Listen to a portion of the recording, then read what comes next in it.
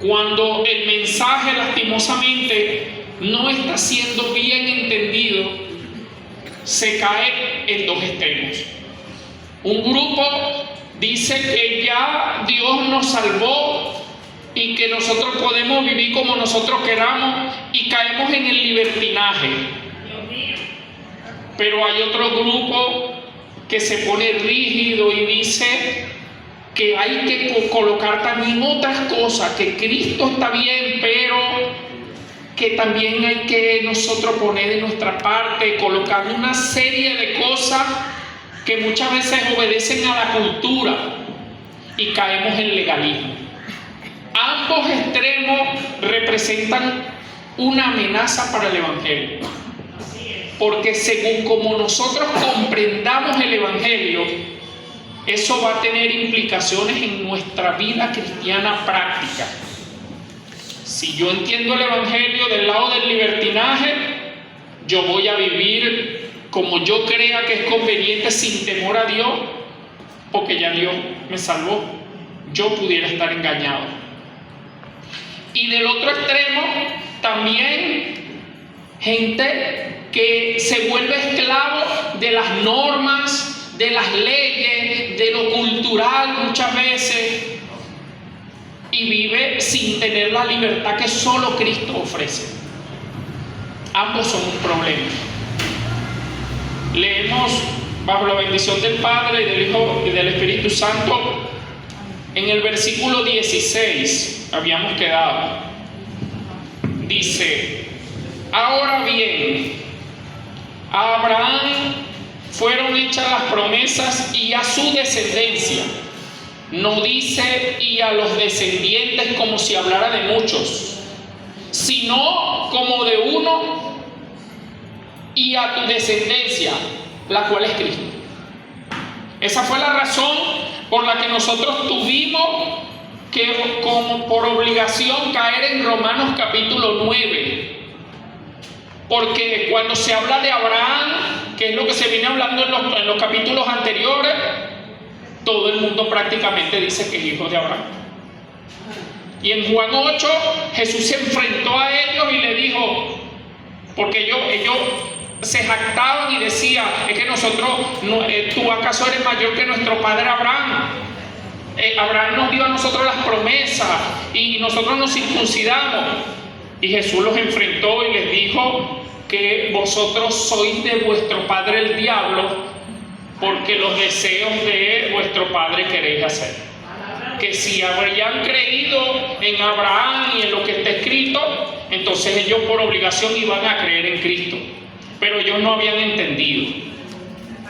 Y tuvimos que explicar que la descendencia de Abraham no son según la carne, como decía Romanos 9:6, que no es que porque se nació en Israel se es israelita.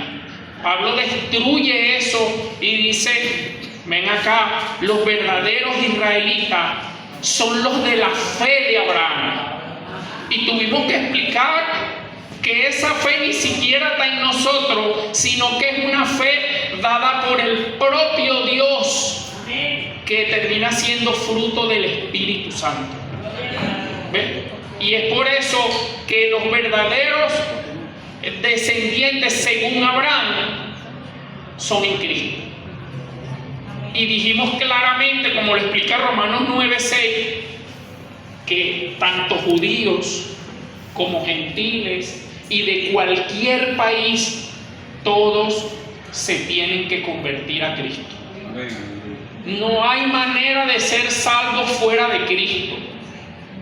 Ni por muy religioso que una gente sea, ni por mucho que se traten de cumplir con las normas, ni que pasen todo el día con la frente pegada en el muro de los lamentos allá en Jerusalén, clamando.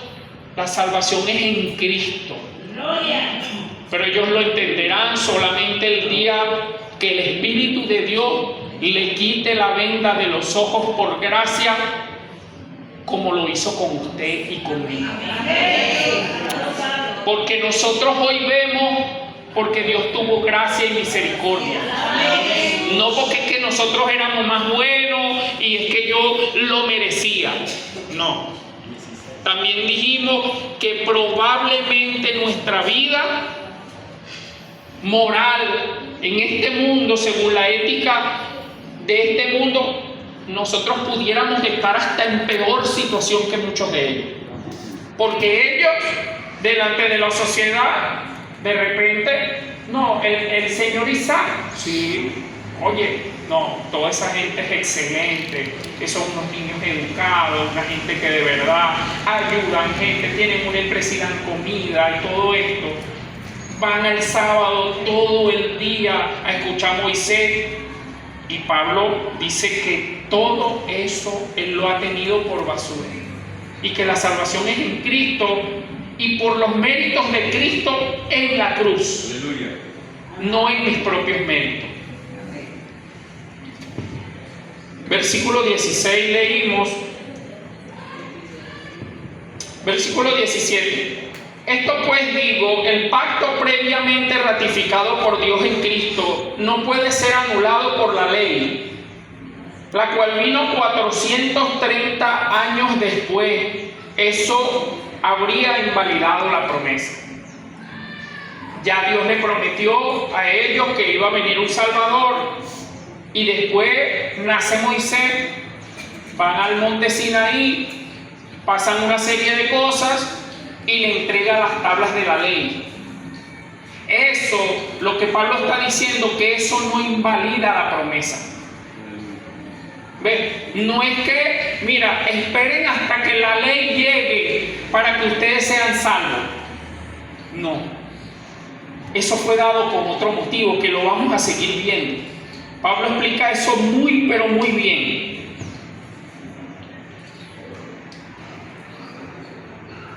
Porque si la herencia es por la ley, ya no es por la promesa. ¿Sí se entiende eso? Si es por cumplir los 613 estatutos de la ley y guardar perfectamente todo lo que en este libro está escrito en el Antiguo Testamento, entonces ya no es una promesa. Ya es que Dios me debe a mí algo, porque yo estoy cumpliendo con algo. Eso es como el que trabaja. Eso es lo que dice Pablo en Romanos 4. Porque al que él trabaja, su salario no se le cuenta como un regalo, sino como una deuda. Porque yo estoy trabajando y a mí me tienen que pagar. ¿Ves? Pero esto simplemente es gracia. Pero Dios se la concedió a Abraham mediante la promesa. Entonces, ¿para qué sirve la ley? Versículo 19. Esa es la pregunta del $1.000.000. ¿Para qué sirve la ley? Un grupo que se le considera antinomiano, que es anomos sin ley. Eso es lo único que significa. Dice, ya no vamos a vivir nosotros, somos salvos por gracia, ya la ley no nos importa, ni siquiera la ley moral. Hay un grupo así, lastimosamente. Y un grupo que pareciera cada día extenderse más. Porque el Evangelio light gusta mucho. ¿Ven? Esa manera de seguir a Cristo fácilmente gusta muchísimo. De hecho, las iglesias se llenan por ese tipo de mensajes. Solo prometiendo bendición, mejor vida ahora, no voy a ser muy agresivo con tu ritmo de vida, voy a torear ciertos temas aquí que se pueden poner un poco complicados para que usted no se vaya. Bueno, déjeme decirle que si nosotros tomamos esa postura, nosotros no tuviéramos ningún tipo de amor por usted. Porque la verdad se dice por amor, no es por falta de él. No sé si usted lo entiende, pero usted no corrige a su hijo porque usted aborrece a su hijo. Usted corrige a su hijo porque le ama. Que el hijo en ese momento no comprenda eso por la inmadurez que hay, todo esto, no, que mi papá, que ladilla, que mi papá no quiere a uno, que no sé qué, no voy a buscar otro papá, dicen algunos, voy a buscar otra familia. Me voy de la casa, dicen otros. La inmadurez nos lleva a eso. Pero después, cuando Dios nos permite alcanzar algo de madurez, nos damos cuenta que todo el que de alguna manera nos ha estado buscando de corregir nos ama. ¿Ven? Porque nos está viendo que probablemente nos estamos yendo por un barranco o estamos tropezando y aguanta, Ronnie, aguanta, no es por ahí, déjame tranquilo, aguanta. El que ama hace lo que sea para que la gente no se termine destruyendo.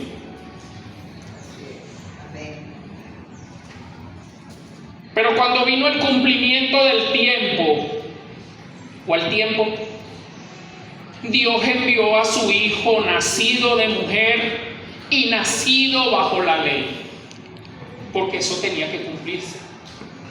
No podía ser Jesús alguien como nosotros, gentil. Él tenía que ser judío, porque él tenía que cumplir unas profecías allí. ¿Ven? Él tenía que cumplir la ley, y para cumplir la ley tenía que estar bajo la ley, tenía que ser judío a juro. Para redimir a los que están bajo la ley, a fin de que recibiéramos la adopción. No, ya me pasé para este lado, ¿eh? Y usted, ya me doy cuenta que están perdidos, porque nadie me dijo, varón, por ahí no es. Tienes que estar pendiente. Levante la voz, que yo soy un ser humano. Hasta que viniera la descendencia, versículo 17, 19. Entonces, ¿para qué sirve la ley? Fue añadida a causa de las transgresiones, hasta que viniera la descendencia. ¿A quién fue hecha la promesa? Y fue dada por medio de ángeles en manos de un mediador. Y el mediador no lo es de uno solo, pero Dios es uno. El mediador de ese momento era Moisés. ¿Ves? Se le entregaron las tablas a Moisés. Ve, habla con la gente. Todo lo que yo quiera decirle al pueblo va a ser por medio de ti. ¿Ves? Y Dios se entendía con Moisés. Y el pueblo, Moisés, ¿qué te dijeron? Bueno, Dios quiere que guardemos esto, Dios quiere que nos comportemos de esta manera. Y Dios liberta a ese pueblo por medio de Moisés. Moisés viene, se pierde un rato, y cuando baja consigue un becerro de oro en Génesis capítulo 32. El pueblo se desenfrenó, porque Moisés se desaparece un rato. No sabemos qué pasó con Moisés, de repente Moisés no viene más, vamos nosotros a hacer lo que nosotros queramos. Eso habla de la imperfección que hay en cada uno de nosotros. Entonces la ley contradice las promesas de Dios de ninguna manera. Porque si la ley dada pudiera vivificar, la justicia sería verdaderamente por la ley. Recordemos que venimos escuchando la explicación de Pablo en Gálatas 2:21, cuando dice que si la justicia viniera por la ley, entonces por demás murió Cristo.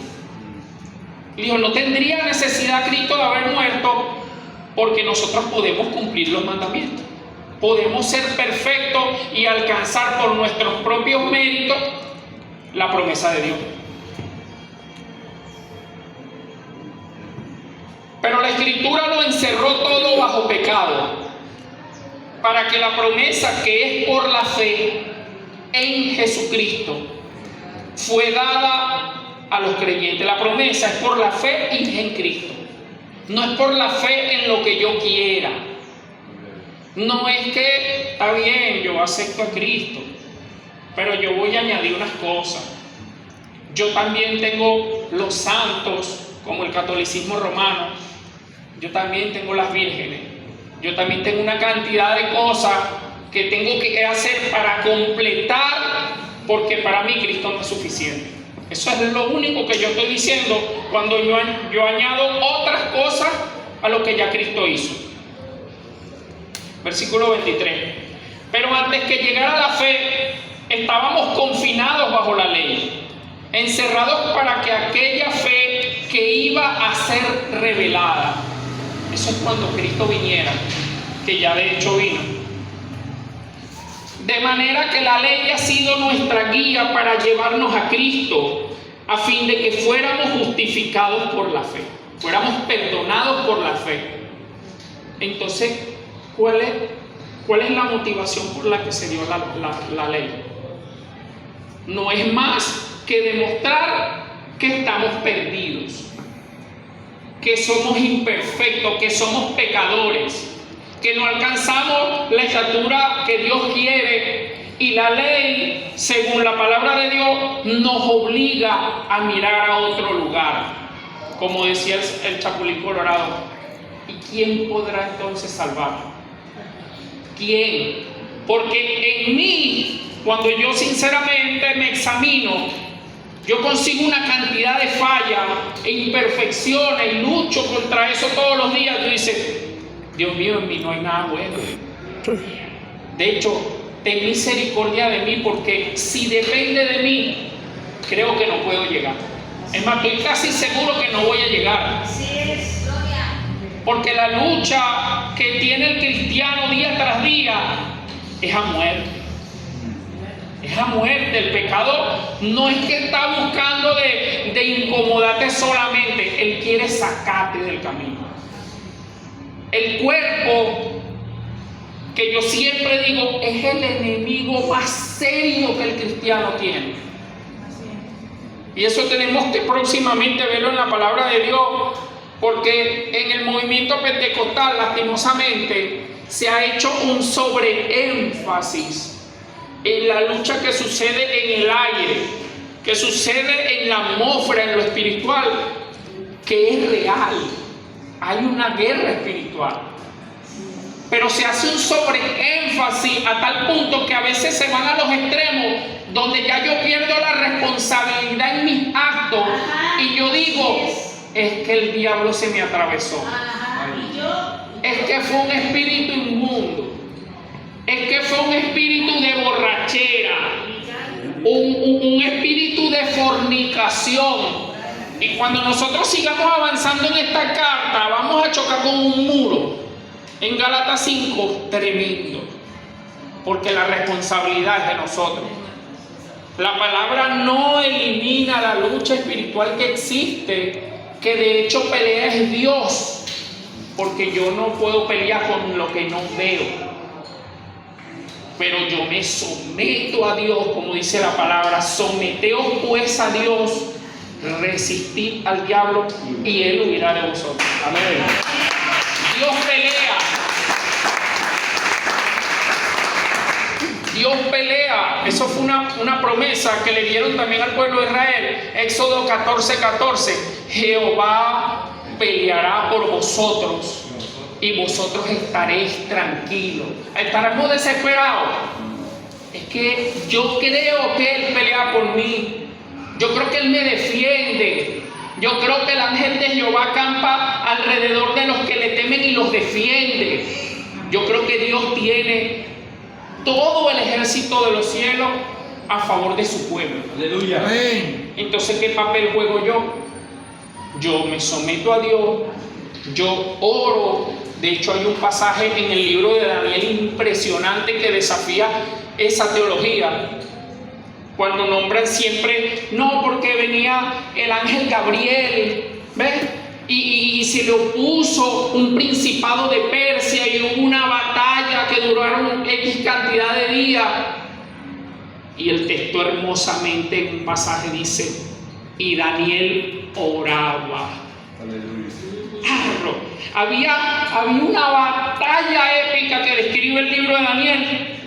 Pero Daniel solo se sujetaba a Dios, decía, Señor. Por eso es que el Señor mismo le dice, Daniel, desde que tú dispusiste en tu corazón desde el primer día, ahí se desató un problema. Pero Daniel oraba, Daniel se sujetaba a Dios y Dios peleaba por él. O sea, esa fórmula a nosotros tiene que servirnos. Orar, sujetarnos a Dios, y que Él, como nuestro Padre que cuida a sus hijos, Él va a pelear. Amén. De hecho, en el Nuevo Testamento tenemos muchos pasajes así. Dice, no os venguéis vosotros mismos, sino dejad a la ira de Dios. ¿Ves? Porque Él es el que pelea por nosotros. Amén. Pero como uno quiere participar, pero quiere participar en la carne, porque uno no quiere participar en el espíritu, sino en la carne, uno quiere resolver el problema uno. Yo me quiero desquitar Yo te mandé hoy un video sobre eso, muy lamentable. Una gente que dice que es evangélico y se pasa las manos y todo. ¿Ves? Eso es en la carne. En cambio, ¿tú sabes por qué? Porque el orar y pasar por alto la ofensa desafía el orgullo de una manera impresionante. El orgullo es desafiado ahí de una manera impresionante. Es que tú no sabes, hermano, lo que me pasó. Es que yo no puedo perdonar eso. Es que es muy fuerte. Recibe esto ahí de parte de Dios. Estoy seguro, y puedo poner las manos en cualquier cosa sin quemármela, que lo que a ti te toca perdonar es menos de lo que Jesús te ha perdonado a ti. Aleluya. Es menos.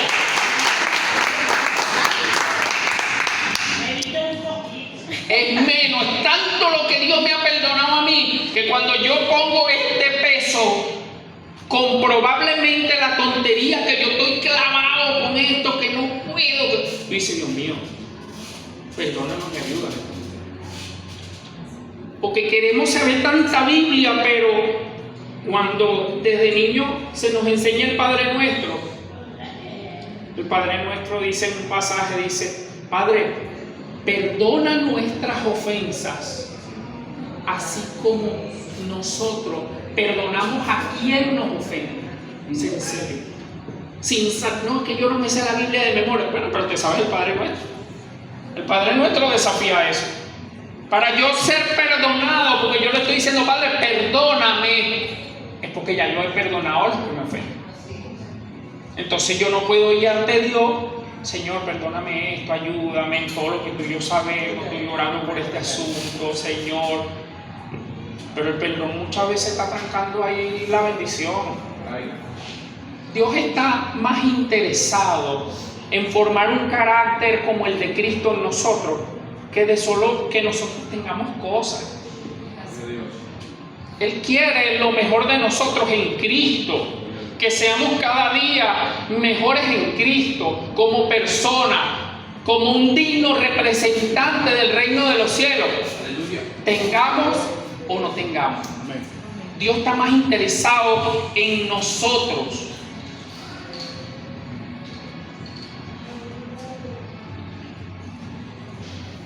Versículo 25.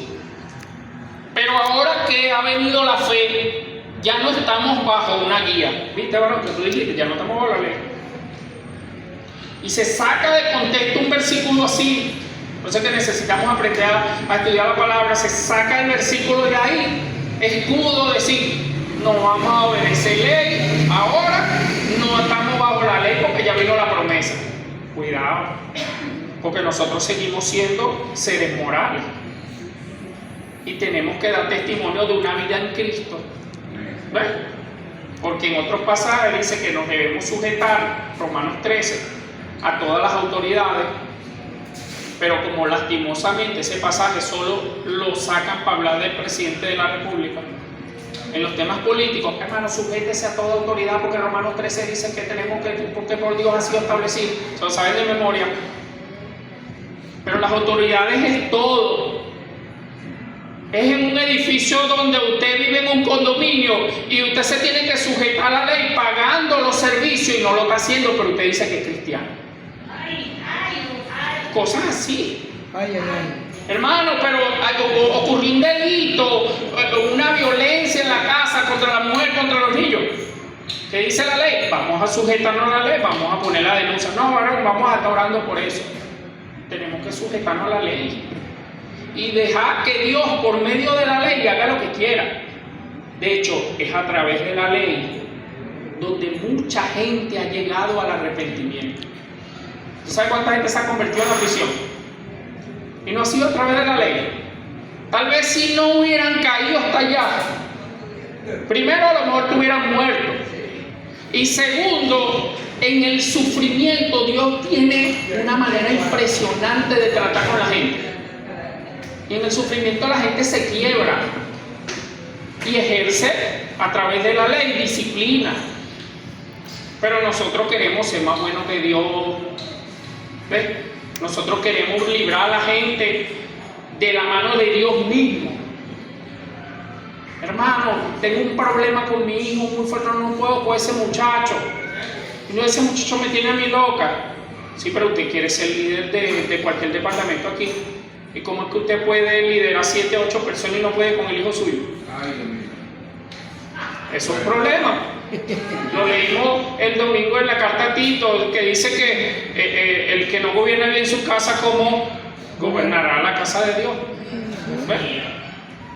Pero yo quiero que la gente se me sujete nada más porque yo mando. Que a mí se me dio, yo soy el líder. Se me tiene que sujetar a la gente aquí. Tenemos que dar testimonios para con los de afuera y con los de adentro nada más. Queremos servir nada más. Lastimosamente la iglesia ahora mismo es capaz que salga por el hermano, vamos a entregarle sándwich y café a todos los hermanos que están aquí, estamos gozosos. Pero a las 4 de la tarde el jefe dijo que por favor si le podíamos llevar un cafecito, que él tenía una junta, y nosotros dijimos que nosotros no nos pagan ahí para estar llevando café. Ese tipo de cosas. Yo no estoy aquí para estar llevando café. A mí no me pagan para eso. Pero será una oportunidad de servir. Pero como él no es cristiano, yo creo que yo nada más puedo servir aquí adentro. Aquí es donde yo quiero barrer, donde yo quiero hacer, hermano, déjame. Hoy hicieron un trabajo extraordinario con la silla, lavaron. Ojalá Dios traiga una prueba y nos diga, mira que en la empresa hay que lavar un poco de silla ya para. ¿Cuál va a ser la respuesta de nosotros como cristianos? Para eso está la gente de servicio. Nosotros no. Todo ese tipo de cosas. La fe de nosotros es desafiada a diario. A diario en cositas así que uno dice, yo podría servir ahí. Es más, es que esa era la oportunidad de servir. Era la oportunidad de yo seguir poniendo en práctica esto, de seguir golpeando el orgullo. Si voy a servir, y si voy a llevar el café, y si no me devuelvo. Eso golpea el orgullo. Pero nosotros tenemos una lucha muy fuerte todos los días, que solamente vamos a vencer cuando nosotros tengamos intimidad con Dios. La falta de intimidad con Dios hace que la carne se refleje de una manera impresionante, muy visible, muy visible. Cuando vemos gente así volado, que no me puedo controlar, nosotros lo hemos hecho. No hay superhombres de Dios ni supermujeres de Dios. Lo que hay son gente pecador en las manos de un Dios grande y todopoderoso.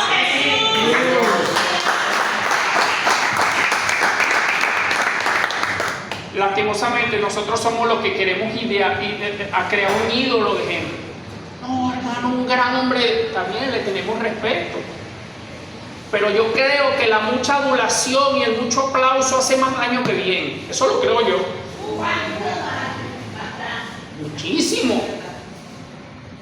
Es tanto que hay ministros, lastimosamente, que cuando están dando y están como incómodos porque nadie aplaude. Vamos, un aplauso al Señor. Un aplauso al Señor, papi. Desenvuélvete en lo que Dios te dio a ti aquí. Si es cantar, canta. Si es exponer la palabra, hay aplauso o no hay aplauso. ¿Ves? Porque no venimos a agradar a gente. Venimos a hacer lo que Dios va a hacer. Aleluya. Lastimosamente.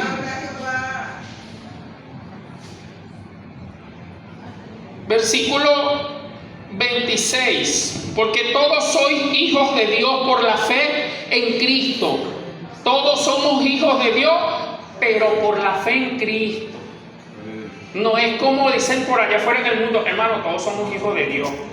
Yo sé que usted ha escuchado eso. Sí. Somos creación de Dios. Pero responda ante ese argumento con Juan 1:12, que dice que solo a los que le recibieron, dice, a los suyos vino, pero los suyos no le recibieron, pero a los que le recibieron, les dio potestad de ser hechos hijos de Dios. Aleluya. O sea, el ser hijo de Dios es recibir a Cristo. Es en Cristo solamente. Y lo vamos a ver porque hay unos versículos que hablan de eso ahorita. Versículo 27. Pues todos los que habéis sido bautizados en Cristo, de Cristo estáis revestidos. Hermano, pero ahí hay algo, ¿viste? Ahí hay algo que está hablando del bautismo. Pero ya yo me bauticé en agua. Bueno, déjame decirles que hay millones de personas que también se han bautizado en agua y no son creyentes, que han cumplido con un ritual que es bíblico, pero que no salva gente. El bautismo en agua es una simbología, ¿ves? Pero no tiene el poder para salvar. Y entonces, ¿por qué lo dice, hermano? Bueno, el bautismo que salva, necesito la ayuda tuya, hermano, para avanzar en esto.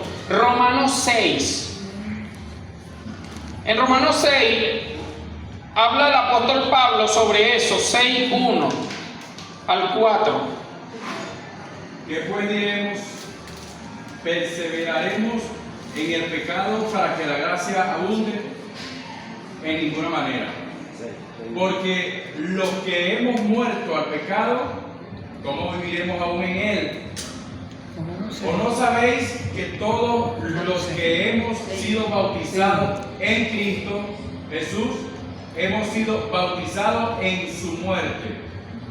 Porque somos sepultados juntamente con él para muerte, por el bautismo, a fin de que, como Cristo resucitó de los muertos por la gloria del Padre, así también nosotros andemos en vida nueva. Amén. El bautismo que me lleva a la resurrección no es el del agua. Porque en un pasaje más adelante en el libro de Colosenses dice: si pues habéis resucitado con Cristo, entonces buscar las cosas de arriba y no las de la tierra. La palabra bautismo significa inmersión. Usted está sumergido. Usted sabe una canción que dice: sumérgeme en el río de tu espíritu. Bueno, eso apunta hacia allá. Es ser sumergidos en el espíritu, algo que solo Dios hace. Aleluya. No existe un ser humano que pueda llevarte hacia allá. Es Dios mismo quien te sepulta en el espíritu, quien te bautiza, quien te visita y te salva ese mismo día. El bautismo trae, ayúdame con Efesios 4:5, Colosenses 2:12 y Primera de Pedro 3:21. Efesios 4:5. Un Señor, una fe, un bautismo. Ahí está. Una fe. ¿Cuál fe? Cuando nosotros leemos Gálatas 5, dice que el fruto del Espíritu es amor, gozo, paz, paciencia, fe. Ay, es que esto no lo tengo ni yo. Esto es del Espíritu. Bueno, para yo tener fe en Cristo Jesús, Dios tiene que obrar en mí. Y tiene que venir lo que llaman en teología la fe salvífica, que no es una fe cualquiera, sino una fe que salva, que lleva a la transformación de una vida. Esa es una fe verdadera. Una gente que diga: yo tengo fe en el Señor, pero si no hay fruto de una vida verdadera en Cristo, no hay fe.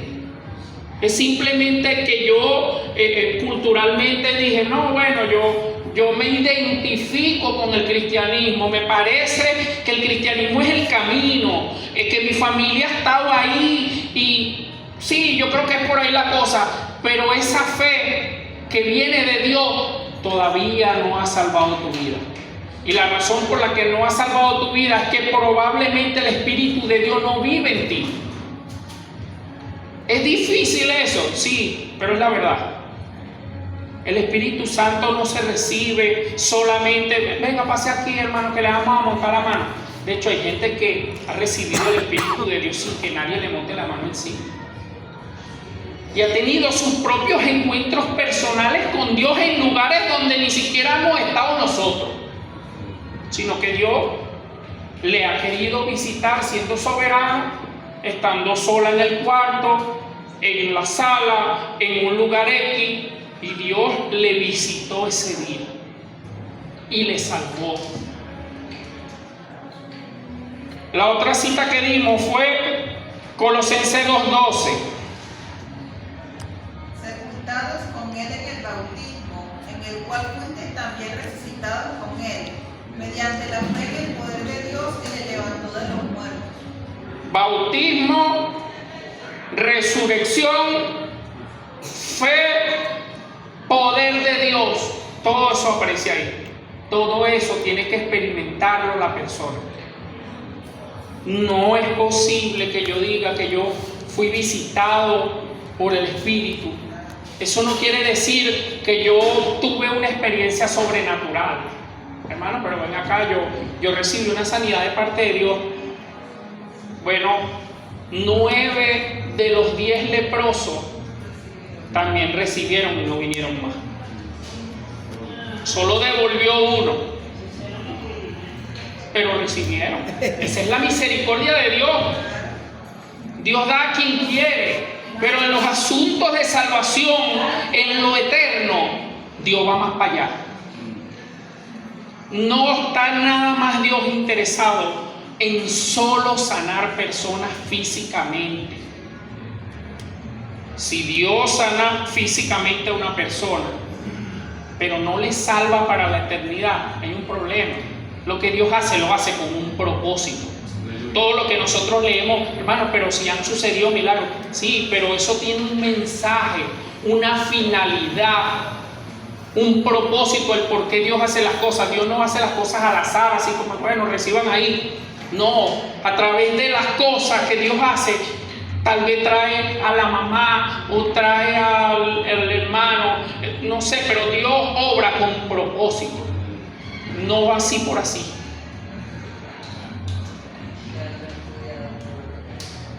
Primera de Pedro 3:21.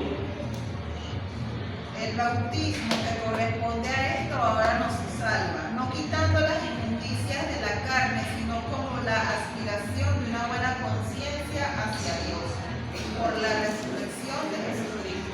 El bautismo que corresponde a esto nos salva, porque el Espíritu viene a vivir eternamente con usted. El día que el Espíritu viene a vivir en usted, suceden varias cosas. Entre eso, la resurrección a vida nueva. Sucede el nuevo nacimiento, el perdón de los pecados. Eso solo ocurrió ese día. Que después nosotros caemos en pecado más adelante porque estamos en un proceso y tropezamos y todo esto por la santificación. Ya eso no quiere decir que los pecados pasados, presentes y futuros no fueron perdonados. Dios sabe todo. Y Dios, cuando perdona a una persona, lo perdona completo. O lo perdona o no lo perdona. Pero no está Dios con ese juego que lo perdoné hoy, que vuélveme a perdonar. O tú eres o tú no eres. Porque de hecho, eso trae también adopción, que lo vamos a ver en los versículos siguientes. Cuando Dios nos adopta como hijos, y ni siquiera en lo natural sucede que la gente devuelve los hijos. ¿Sabes qué? Yo ese muchacho no lo quiero. Él estaba bonito, chiquitico, oye, tenía los ojos verdes y todo, tan lindo, pero que eso está insoportable. Yo no soy ni su papá de sangre, yo no quiero ese muchacho. Yo ya iba del juez ahora a decir que me le quiten el apellido. El juez probablemente me va a decir, mira, usted está loco, usted se lleva a su muchacho, usted legalmente es el padre de ese muchacho, usted carga con él hasta el fin. Dios nos adoptó y Dios nos va a cargar hasta el fin. Amén. Y la garantía que Dios tiene es que nos ha dado el Espíritu. Ese día el bautismo trae inmediatamente el sello de garantía. El sello. Hermano, si usted encuentra un versículo que diga que hubo alguien que voluntariamente se quitó el sello de pertenencia de parte de Dios, dígame, hágamelo saber. Dios, ahora te está saltando este versículo. Allá dijo alguien que nació de nuevo, que resucitó en Cristo, el Señor lo trajo a vida nueva y todo esto, y después dijo, no quiero más ese sello. El sello es la garantía. Leemos eso en Efesios 1:13 y 1:14.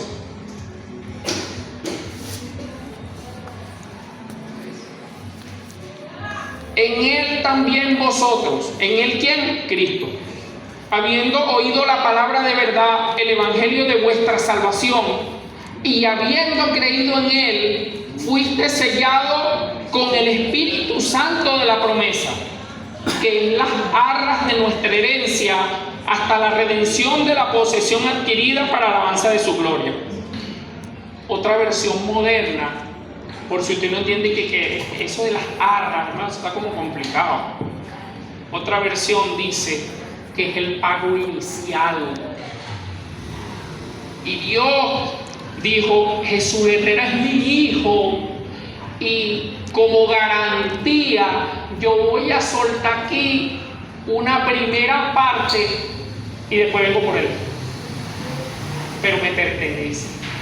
Eso es lo que dice el versículo, y le pertenece hasta el fin, porque Dios, que no miente, se asegura obrando poderosamente en la persona y tratando en santificación con él día tras día a través del poder de su espíritu, para que la persona llegue a donde Dios quiere que llegue.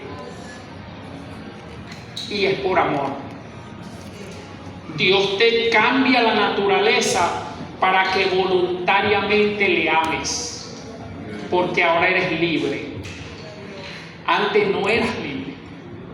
Antes éramos esclavos del pecado creyéndonos libres. Yo soy libre, yo hago lo que yo quiera. Tú no eres ningún libre. Tú eres esclavo del pecado, como dice Romanos 8 mismo, que dice, Juan 8, que dice, porque el que practica el pecado es esclavo del pecado. El pecado nos persigue, estamos amarrados y cosechamos las consecuencias del pecado, pero no creíamos libres. Así de ciego estábamos nosotros, creyéndonos libres. Libres somos ahora en Cristo. Efesios 4:30. Y no contristéis al Espíritu Santo de Dios, con el cual fuiste sellados hasta el día que peques. ¿Eso es lo que dice? Para el día de la redención. Dios no juega a los dados. Dios no está, déjame ver para decir eso, Herrera Padre, yo lo voy a sellar, pero vamos a ver si, bueno, de repente yo pueda con él hasta el fin, vamos a ver, porque él se ve que es más o menos fuerte, ¿ves? Entonces yo lo voy a poner el espíritu ahí para ver si puedo trabajar con él. Dios es todopoderoso. Amén, amén.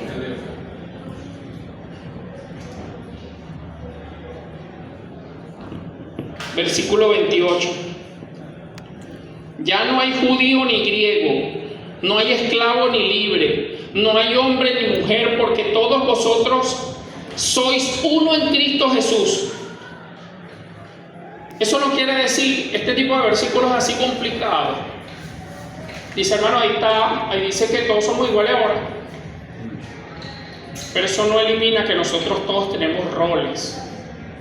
La mujer tiene unos roles muy definidos, tiene unas capacidades muy definidas, que muchas veces superan las capacidades del mismo hombre. ¡Ay, Dios! Muchas veces la mujer tiene unas capacidades que nosotros no tenemos. Por eso es que nosotros somos un equipo.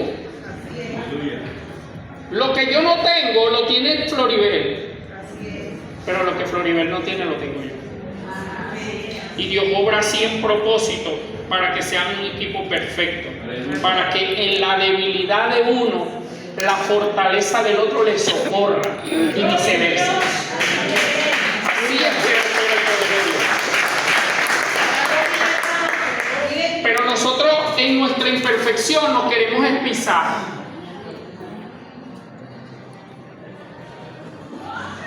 Somos muy imperfectos.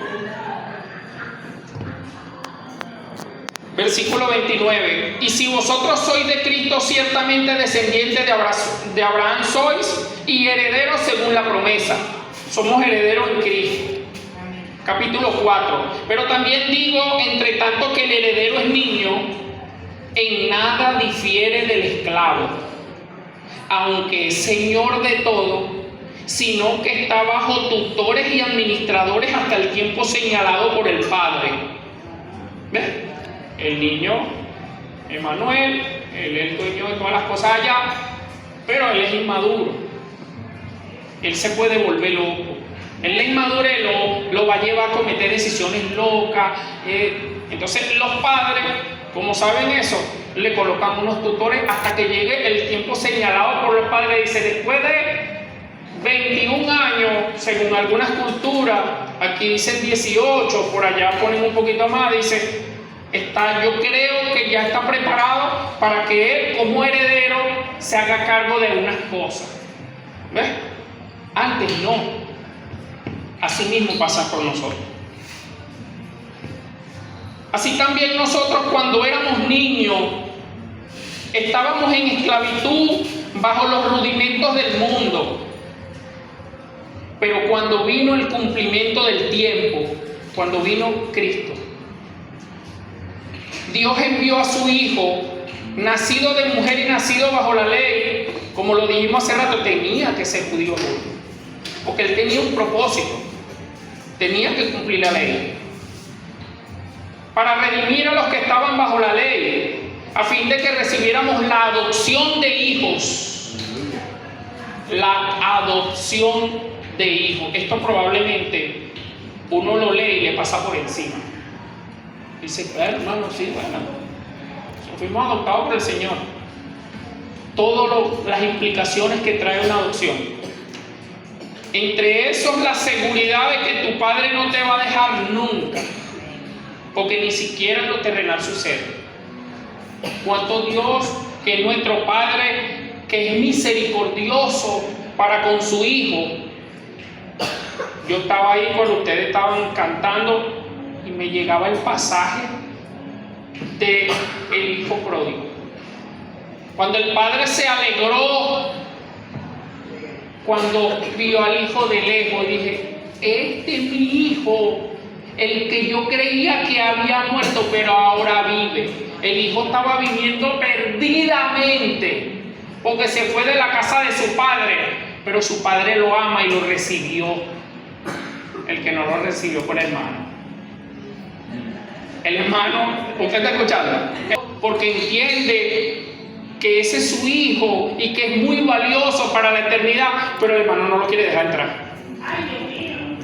No, qué mantequilla, ahora este teníamos un cochino grande ahí, ahora que, porque aquel vivió como le dio la gana, ahora que hace una fiesta y que mata al cochino. Pues ahora la más recibí. Y yo que estaba aquí, fiel, ni siquiera ni una cena me han dado. Y el padre le respondió contundentemente, le dijo, hijo, todo lo que aquí hay es tuyo. De hecho, siempre lo has tenido. Estaba movido por la envidia, por el mal sentimiento. Así de pecadores somos nosotros. Por cuanto sois hijos, Dios envió a vuestros corazones el espíritu de su Hijo, el cual clama, Abba, Padre. Así que ya no eres esclavo, sino hijo. Y si hijo, también heredero de Dios por medio de Cristo. De ese versículo fue donde nació la canción esta de Julio Melgar. Que él ya no era esclavo, sino hijo.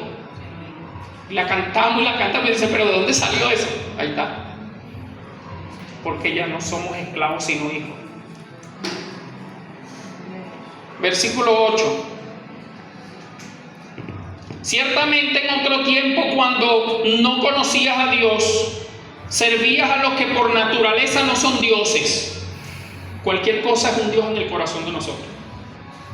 El dinero, los hijos, el trabajo, un carro, el marido, la mujer, los ídolos de yeso, cualquier cosa que tenga el poder de ocupar el lugar de Dios en el corazón de una persona es un ídolo.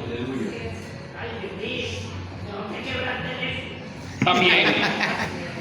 El teléfono es una herramienta, problema es que qué lugar está ocupando el teléfono en el corazón de nosotros sutilmente.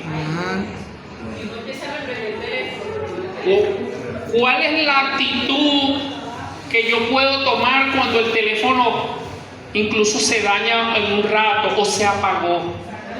Lo voy a poner a cargar y te cae un desespero, una cosa que yo no puedo estar de Dios mío.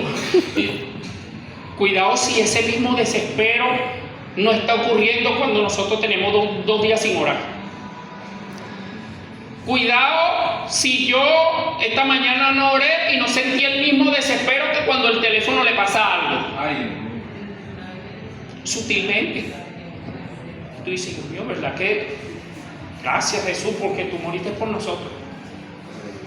Porque imagínate, nosotros en nuestras propias fuerzas no lo vamos a lograr.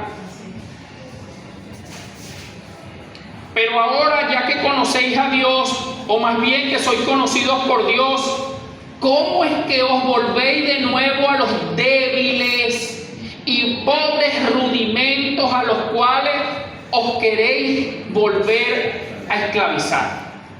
Pablo, ¿pero qué es esto? ¿De qué estás hablando tú aquí que nos vamos a esclavizar otra vez? Bueno, ustedes quieren cumplir la ley.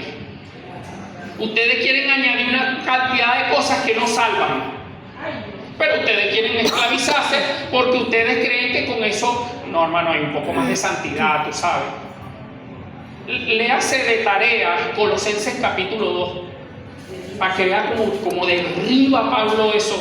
Dice que esto, a la verdad, tiene un duro trato contra el cuerpo. Pero después dice, pero no tienen ningún poder ante los apetitos de la carne. Yo puedo vestir por fuera como sea, yo puedo ponerme un velo aquí, la falda por acá, puedo vestir como un hombre de Dios, guardar el sábado, como lo va a decir el versículo siguiente, que lo tenemos aquí, Colosenses capítulo 2, para que lo lean en su casa, versículo 10, guardáis los días, los meses, los tiempos y los años. Temo que mi trabajo en vuestro medio haya sido en vano. Ustedes quieren volver atrás.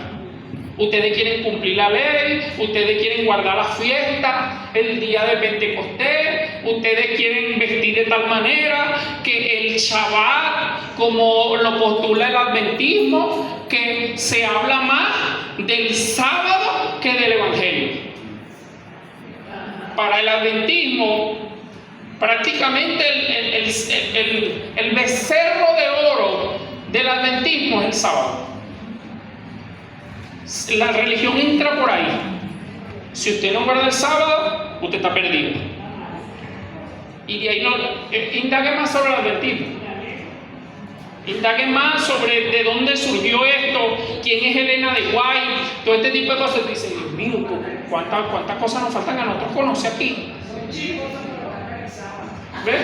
Sí, guardan el sábado y sin el sábado estamos perdidos. Nosotros podemos pecar de otra manera, pero guardamos el sábado. Versículo 12. Os ruego, hermanos, que os hagáis como yo, porque yo también me hice como vosotros. Ninguna ofensa me habéis hecho, pues vosotros sabéis que a causa de una enfermedad del cuerpo os anuncié el evangelio al principio, y no me despreciaste ni rechazaste por la prueba que tenía en mi cuerpo. Al contrario, me recibiste como un ángel de Dios, como a Cristo. Tú me recibiste. Hermano, y esos versículos, ya les pasamos por encima a los versículos ya. Vamos a ver qué nos dicen esos versículos ahí. Pero tú dices, hermano, pero ¿de dónde sale esa información? Entre los versículos 13 y 15, muchos teólogos llegan a la conclusión que el aguijón en la carne de segunda carta a los Corintios del apóstol Pablo estaba ahí. El aguijón que Pablo clamaba en segunda carta a los Corintios, léemelo ahí, Jesús, por favor. Segunda carta a los Corintios 12:7. que no, se ve que no era poca cosa. Porque, léelo ahí. Y para que la grandeza de las revelaciones no me exaltase desmedidamente, me fue dado un aguijón en mi carne, un mensajero de Satanás que me abofetea para que no me enaltezca sobremanera. Por la multitud de las revelaciones, nadie ha recibido más que este hombre en el Nuevo Testamento, escribiendo 13 cartas en las que Dios, incluso en uno de los pasajes, dice que Él no sabe si eso ocurrió en el cuerpo o en el espíritu, pero que Él dice que Él fue llevado a un lugar que Él llama el tercer cielo. Y Él dice que no consigo palabra. Lo que usó ahí fue la palabra inefable, que es algo que no puedo explicar, que Dios lo llevó a un lugar. Pablo se le había dado tanto que Dios, como es sabio, dijo: te tengo que mantener aquí. Eres imperfecto, eres pecador. Y él mismo dice: y me fue dado un mensajero de Satanás. O sea, fue Dios mismo. Pero nosotros a veces estamos enfermos y dicen: no, hermano, reprenda ahí. Cuidado, que hay cosas que ha mandado el mismo Dios para mantenerte ahí. Aleluya. Te mantiene ahí. Señor, es que desde el día que enfermaste, desde el día que surgió aquí el problema, tú has orado como nunca. Entonces Dios, como ve las cosas distintas a nosotros, dice: esto es una bendición. ¿Cuál bendición? Si yo estoy enfermo. Pero es que tú no lo ves como lo veo yo. Tú no lo ves como lo veo yo. Es que tú te has acercado de una manera a clamar un poco de horas en el día, que cuando en condiciones normales no orabas, no leías. ¿Ves? Y entonces tú dices: Dios mío, cuánta sabiduría hay en Dios. Y eso es por amor. Es por amor. Pedro dice: vamos a ver cómo la traigo. Yo la voy a llevar, que citamos la semana pasada Oseas 2:14 en la Nueva Traducción Viviente, cuando dice: y yo la llevaré al desierto y haré que se vuelva a enamorar de mí. ¡Gloria! Oseas 2:14. Dice: Dios mío, Señor, ¿verdad que tú tienes unas maneras de obrar en el corazón de la gente? Entonces, los teólogos, una parte concluye ahí, dice: esto tiene que ver con el aguijón. Pero Pablo clamaba incluso 3 veces que le fuera quitado, y Dios le dijo: bástate mi gracia, que mi poder se perfeccione en tu debilidad. Palabras más, palabras menos, no te voy a curar, no voy a sanarte, así vas a quedar hasta el fin. Dios puede sanar gente, es soberano, pero también se reserva el derecho de no sanar gente, porque Dios sabe por qué hace las cosas. Versículo 13: pues vosotros sabéis que a causa de una enfermedad del cuerpo os anuncié el evangelio al principio, y no me despreciaste ni me rechazaste por la prueba que tenía en mi cuerpo. Al contrario, me recibiste como un ángel de Dios, como a Cristo Jesús. ¿Dónde pues está esa satisfacción que experimentabas? Porque os doy testimonio que si hubieras podido, os habría sacado vuestros propios ojos para darme. ¿Será que Pablo no veía? Sí. ¿Tenía problemas en la vista? Y una vez escuché a un pastor que decía que era eso, por eso es que había uno de ellos que él dictaba y escribía porque él tenía como un problema de visión. Vamos a la Biblia para ver si puede el pastor ese corroborar esa parte. Vamos a ver si podemos conseguir Gálatas 6:11. Vamos a ver por qué es que el pastor, que la hermana María Alejandra está citando, llegó a esa conclusión. Gálatas 6:11. Mirad cuán grandes letras escribo de mi propia mano. Ajá. Mirad Con cuán grandes letras de mi propia mano. Entonces Pablo no veía, tenía una gente que le escribía las cartas, porque él escribe ahí. Pero ahí en ese versículo dice, mira con cuán grandes letras. Es más, les estoy diciendo, ustedes saben que yo no veo bien. Y les estoy escribiendo con un gran amor. Mira, se lo estoy escribiendo en mi propia mano. Por eso, la Biblia que se entrelaza como un rompecabezas casi en todas partes. Tú dices, Dios mío, qué revelación hay aquí. Bueno, Señor, ¿verdad que la Biblia se une en algunos pasajes de una manera? ¿Ves? Que fascina esto. Y por eso es que un grupo llega a esa conclusión.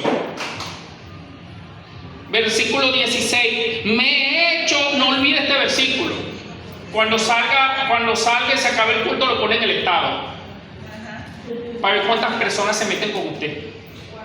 Me he hecho pues vuestro enemigo por deciros la verdad. Pablo le dijo, ahora somos nosotros enemigos ahora porque yo te estoy diciendo la verdad. Somos enemigos porque yo te estoy diciendo que no puedes seguir viviendo de esa manera. Que tú vas hacia donde vas, que estás condenando, estás destruyendo tu vida, que no puedes seguir viviendo así. No hemos hecho enemigos por decirte la verdad. Versículo 17. Se interesan por vosotros, pero no para vuestro bien, sino que quieren apartaros de nosotros para que vosotros os intereséis por ellos. Palabras más, palabras menos. Ellos no están pendientes de ustedes, como yo sí, porque yo sí les amo de corazón, pero ellos por rebeldía, por muchas veces por un mal sentimiento, quieren hacer lo que están haciendo. El versículo 17 no les suena parecido como lo que hacen pastores y ministros en el tiempo moderno. Yo me voy de aquí y me voy a llevar unos 2 hermanos. Pablo está diciendo, mira, ellos no lo quieren a ustedes. La motivación que ellos están utilizando es para que ustedes se olviden de nosotros. Pero en el muy fondo ellos no lo quieren a ustedes tampoco. Eso es lo que Pablo está exponiendo aquí. Lastimosamente, estamos en un tiempo donde esos hermanos son míos. ¿Y en qué momento tú te convertiste en Cristo? Porque los hermanos son de Cristo, las ovejas son de Cristo. Claro, todo es de Dios. Entonces se cae en ese envanecimiento en el que yo los discipulé, yo soy su padre espiritual. Pero tú, ¿por qué te glorías de cosas? ¿Ves? ¿Por qué no gloriamos de cosas como si no las hubiéramos recibido? Porque las ovejas son del Señor. El problema es la motivación que se tiene. Se quiere llevar la oveja, ¿para qué? Ni siquiera para pastorearla, para cuidarla, o para generar una división, una ruptura, para causarle daño a los mismos hermanos. ¿Cuál es la motivación del corazón? Versículo 19. Hijitos míos, por quienes vuelvo a sufrir dolores de parto, hasta que Cristo sea formado en vosotros. Términos modernos, hermanos. Bueno, ustedes son un dolor de cabeza, diría el apóstol Pablo. No podemos escribir eso. Bueno, vamos a escribir que por ahora yo sigo teniendo dolores de parto, pero ustedes son un dolor de cabeza, ¿ves? Tengo que volver a hablar las mismas cosas, ¿ves? Yo les prediqué el evangelio, los hemos consolidado, hemos estado, pero ahora se están desviando. Ahora vamos a volver a consolidar. Me siguen doliendo. Claro. Versículo 20, y con esto terminamos. Quisiera estar con vosotros ahora mismo y cambiar de tono.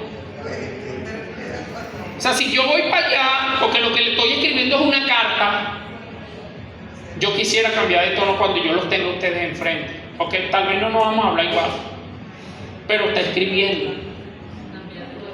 Pues estoy perplejo en cuanto a vosotros. Pablo prácticamente estaba decepcionado y dice, Dios mío, pero si ustedes empezaron bien, ¿no?